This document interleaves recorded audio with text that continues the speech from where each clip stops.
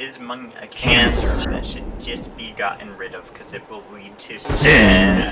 Or can good come from Hmong? Money, money, money. Money makes the sin go around.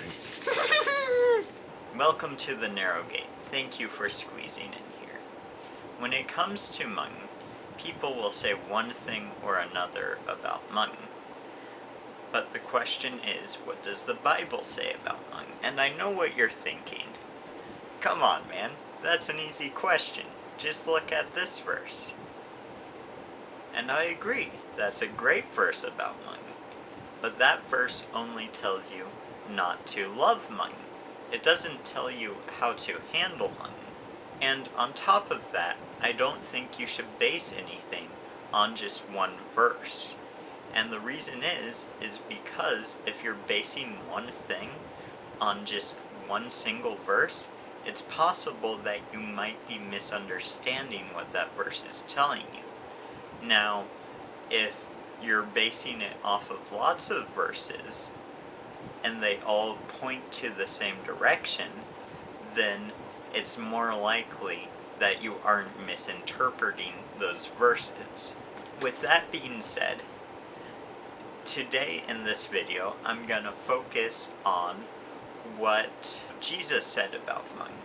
No one can serve two masters. Either you will hate one and love the other, or you will be devoted to one and despise the other. You cannot serve both God and Hmong.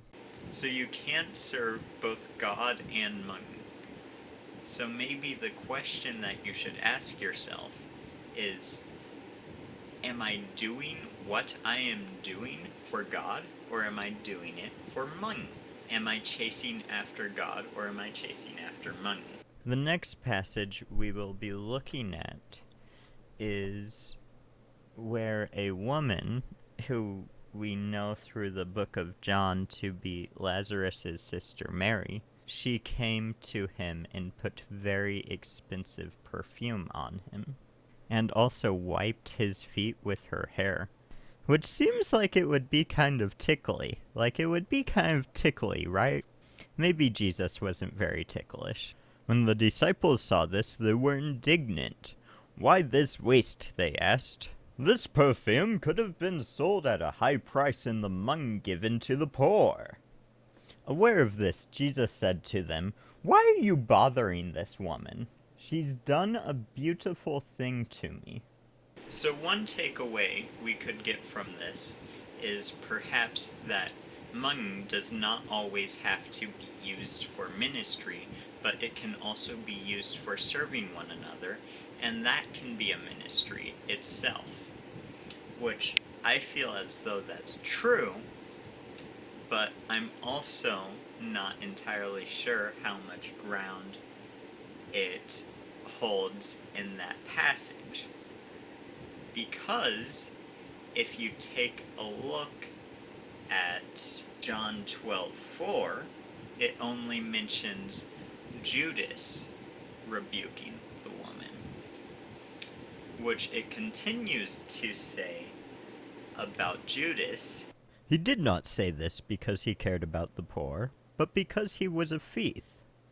As keeper of the money bag, he used to help himself to the money which was put in it. Would Jesus have rebuked Judas if he did actually want to help the poor and was rebuking the woman for that reason? I can't say.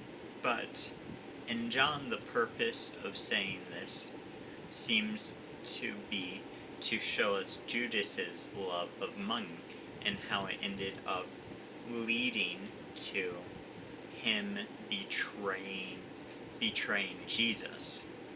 And in other passages, it seems to be sharing the story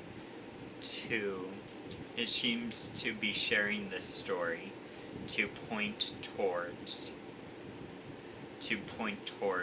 the death and burial of Jesus that was about to take place. Interestingly, though, if you read this story in Mark, and also Matthew, you will see that directly after this is when Judas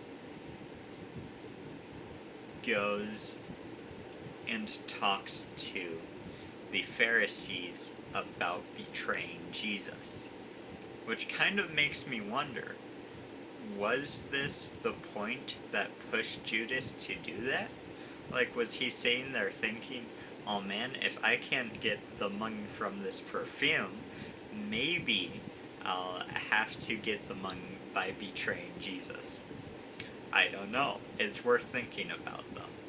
Now, in Mark 12:14 to 44, Jesus is impressed by a widow who puts a small amount in the offering. And here's what he says about her. Calling his disciples to him, he said, "Truly I tell you, this widow has put more into the treasury than all the others. They gave out of their wealth, but she, out of her poverty, put everything she had to live on." I guess what I see from that is that Jesus isn't as much interested in the actual physical amount of money you put in the offering, but perhaps instead he's interested in the sacrifice you're willing to put into the offering. And I think something that says is that you should be willing to sacrifice in what you're willing to give to Christ. And I think that's something in the modern day we don't think about enough. We don't understand sacrificing stuff to God. But sacrifice is a whole nother topic for a different time. I could talk about that for hours probably. So in this, you get there at the end, be content with your pay, and that makes a lot of sense. To me, that kind of goes right along with don't be chasing after money, but instead chase after God. You know, you can't live under the master of money and the master of God. So I think ultimately what my takeaway from this entire thing is, if you have something that you can give, you should give it, and you shouldn't be living your life chasing after money.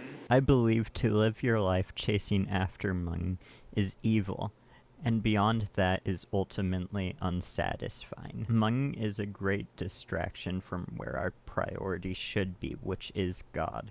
Spending your time building up money is a waste, because in the end money will burn, but your relationship with God will be eternal. So instead of building up money, build up your relationship with God. That much being said, if you have family to provide for and you don't do it, Paul says you're worse than an unbeliever. And money will be a part of that, but I think that's a very different thing than living chasing after money. And the reason is because in that, money isn't the purpose. It's not the end goal. The end goal is to provide for your family. But even in that, you don't have to be rich to provide for your family. Now, I don't think that means you aren't gonna be able to sacrifice money if you have a family or anything like that. In fact, I think a lot of times when you do sacrifice, God gives back to you. And you kind of see that with Abraham and Isaac, where God asked Abraham to sacrifice his son when God knew that Abraham was willing to do so. He provided a lamb to be sacrificed, and Isaac was not sacrificed. Abraham got to keep his son. But with that being said, that's what I found on money. I would love for you to go in and do your own research on this type of topic, because I think this is a sort of topic where where Christians tend to take worldly advice on, and I really don't think it benefits the kingdom of God.